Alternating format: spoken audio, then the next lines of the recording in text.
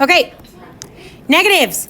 Okay, if the first term of an expression is negative, I'm reading on the back page, guys, then we will factor out the negative. I know that's confusing. I'll help you with that. But it is super important, so important, I even italicized it. Do you see this here?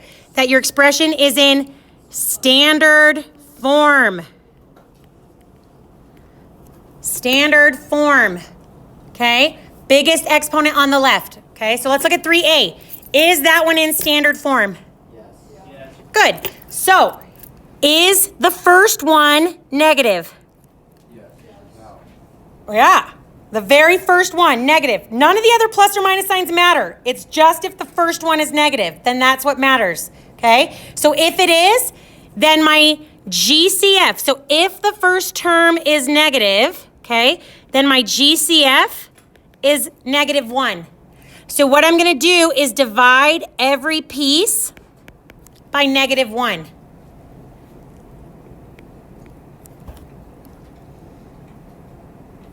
That's only if it's in standard form.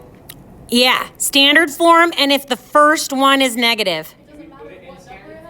It doesn't matter what number it has yet. Right now we're just doing each one individually. Yeah, Daniel. Do we put...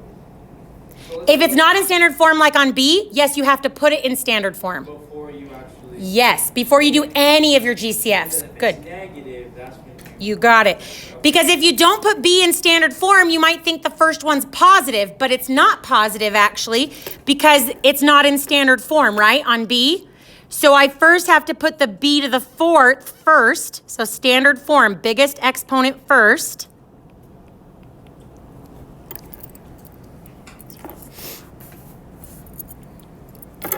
And then is the first one negative? Yeah, so then I'll take out a -1.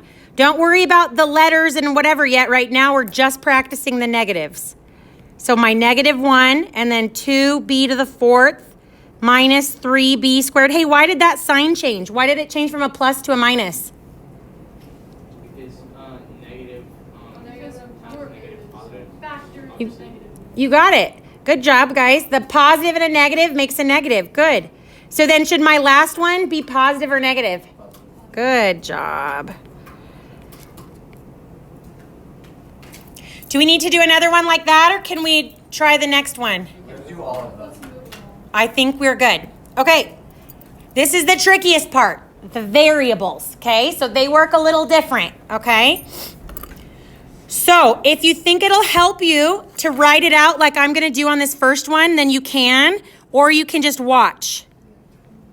1, 2, 3, 4, 5, 6, 7, 8.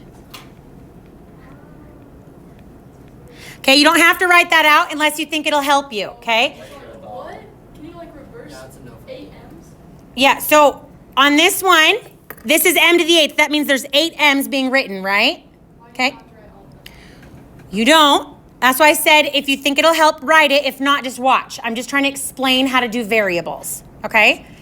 So a lot of people will automatically, when I say, okay, what's the GCF, they'll think 2 because they want to look in the exponents and say, oh, well, what do 8 and 6 have in common? It's 2. But it works different with variables, okay?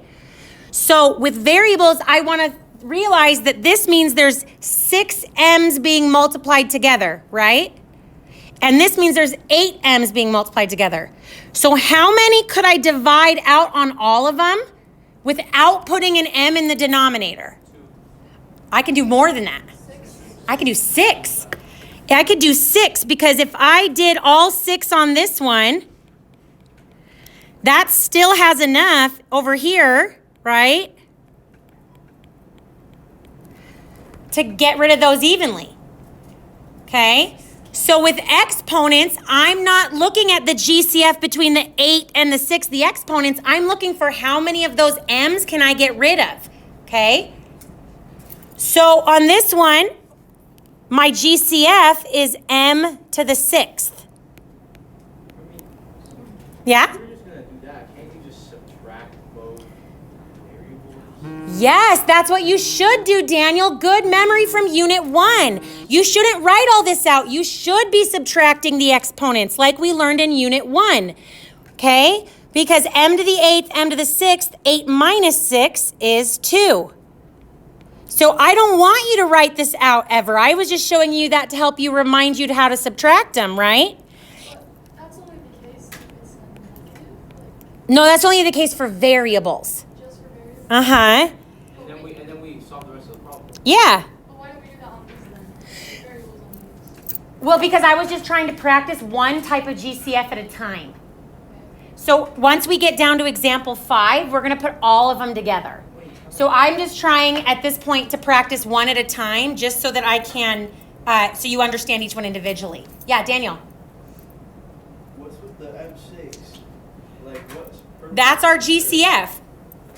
So just like on the other ones, when I took a 2 out, I would put the 2 out front, right? It doesn't, the GCF doesn't disappear. It's what's going in front of the parentheses. So on this one, when I divide out the m to the 6th, that's our GCF. That's what's going in front of the parentheses. Did it make sense why on these ones I put the -1 out front? Yeah. So same reason why I put the m to the 6th out front. Right? That's what I'm dividing away. Okay, good. What else? Okay, let's do, we're going to try a couple more of these. Okay, on B, is that in standard form?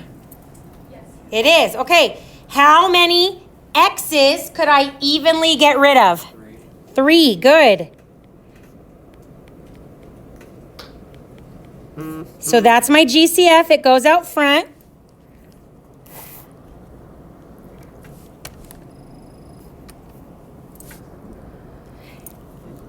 Then how did I know that was 6x squared? Where did that x squared come from?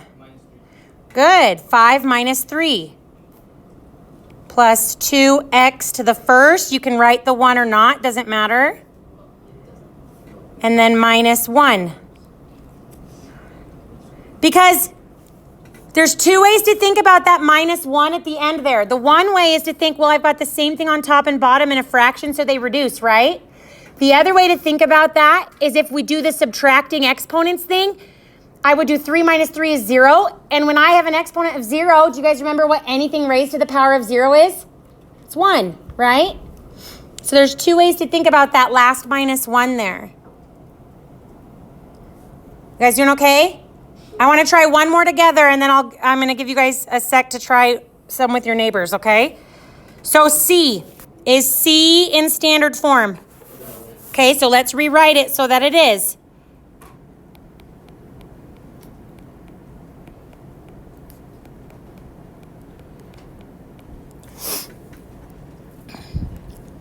So now that I've rewritten it in standard form, did they hear me yell no? Who knows? Oh. They never hear the funny things I say. Neither do you guys. Yeah, we know. That was funny. Oh, thanks. Hey, how many X's should I get rid of? 2. Okay, good.